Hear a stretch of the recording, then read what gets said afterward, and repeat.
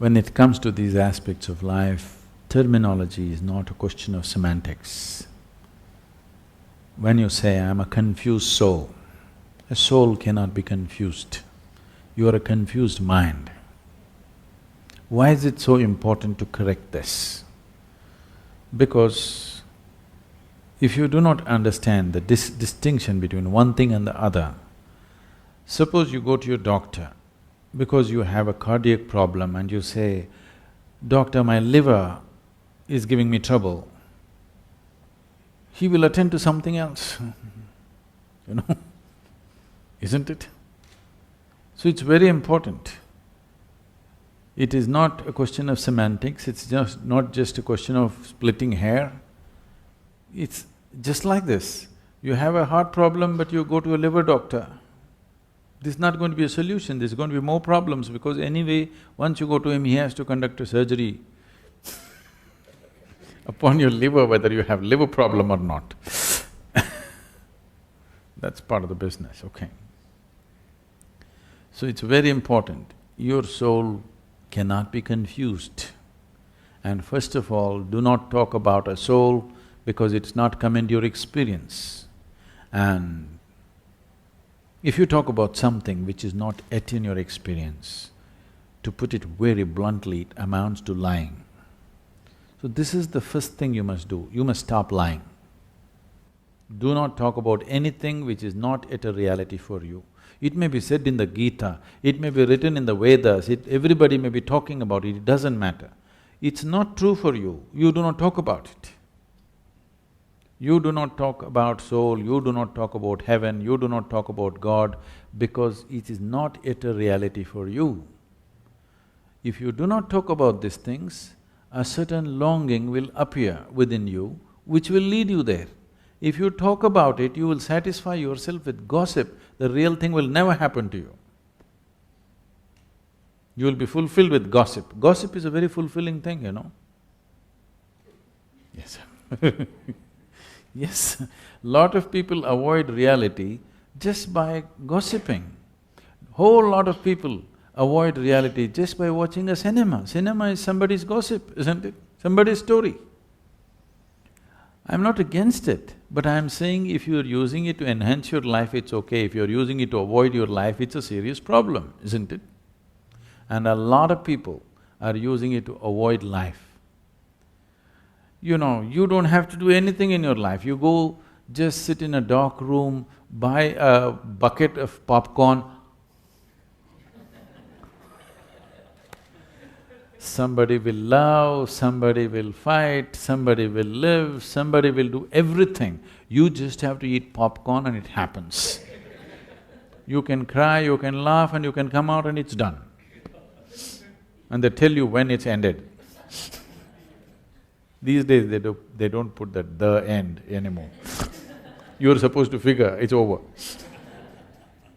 There was a time when they would say "the end." So just in case you're not getting it, you may sit for the next show.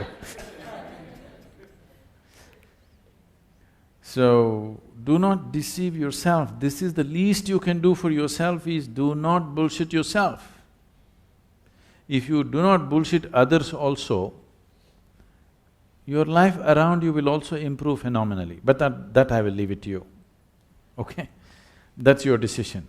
But at least with this one person, be 100% straight, no nonsense. You must do this because this person deserves and you owe it to this. That with this one at least, I don't know in what kind of social and other situations you are, whether you can stop bullshitting to others. If you do that, you can build a phenomenal life around you also. If you can do it around yourself, it's great, you'll build something wonderful. If that is not possible, at least with this one person, do not bullshit this person. At least with this person, 100% straight. So this is simply because there was a time when this culture was a vibrant spiritual atmosphere. From those times, it is a very depleted condition right now. That vibrant spiritual liveliness is gone, but the jargon is still floating around. Wherever you go, people are talking about soul, Atma, Paramatma, this, that. The jargon is still floating around in common language and common atmospheres, though the fire is gone.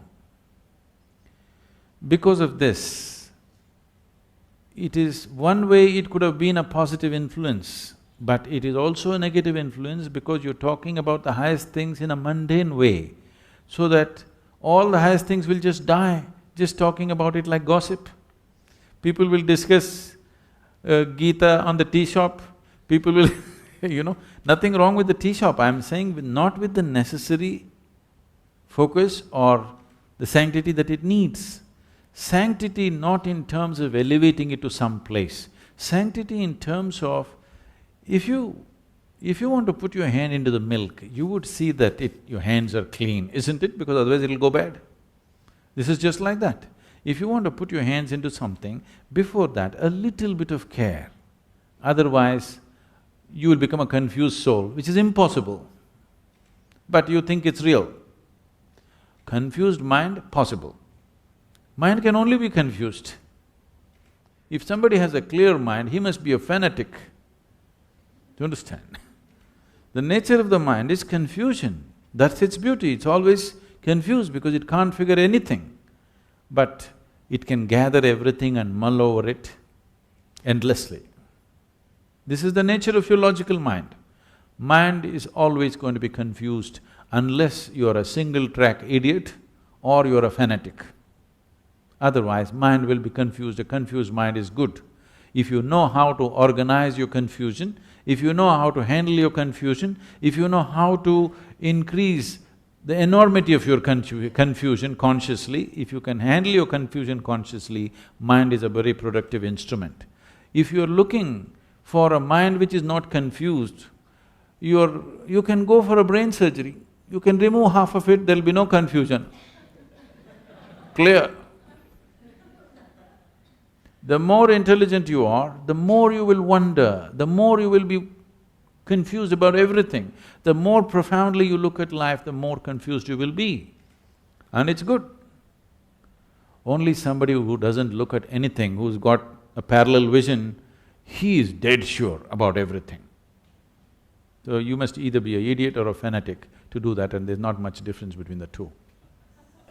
So now, your mind is confused. That is the nature of the mind. You have to learn to use the confusion to your benefit. If your mind is not confused, that means it's not constantly receiving. It is a blocked up mind. Your mind has become a concrete block which is dead sure about everything. Otherwise, constantly if you're perceiving more and more information, it is always confused because it is always receiving much more than it can ever process. So much information. Everything that you see, if you see little more carefully, right in this room you can see so many things that you never thought possible in your life. Do you understand? If you observe just one thing, it will happen like this.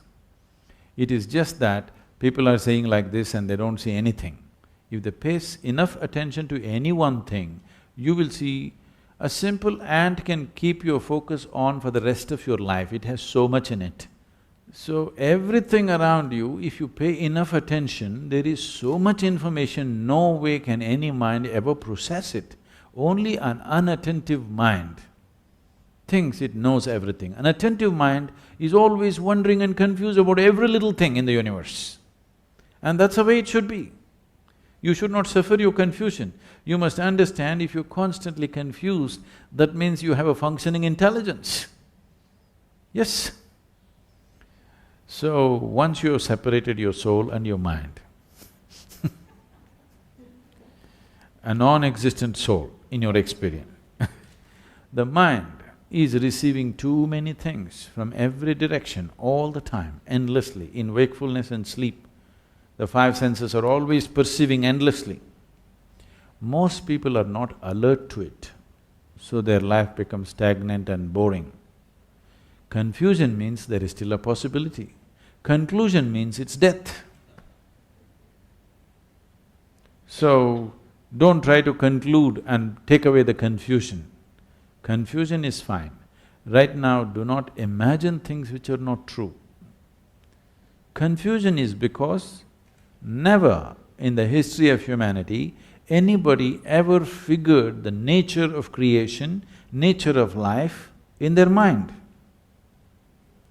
You can become life and know life. You can never figure life, just understand this.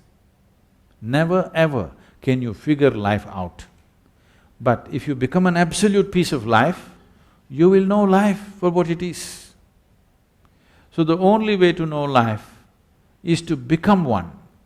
Are you one? Are you a soul? Are you life? Are you life or no? You are. So become that. Right now you are not a life. You are a bundle of thoughts, emotions, ideas, opinions and prejudices. That is more dominant than the life in you, isn't it? Yes or no? Your thought and emotion is occupying more space than the aliveness that you are. So you are not experiencing yourself as a piece of life. You are experiencing yourself as a bundle of thought and emotion and whatever else. This is a wrong perception. Because you're alive, you may think. You understand? Not because you think that you exist. Because you're alive, you may think if you wish.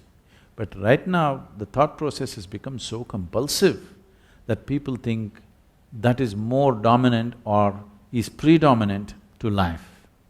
It is not so. It does not… your thought does not exist before life. Because you're alive, you may think. Thoughts, if one's thought is so,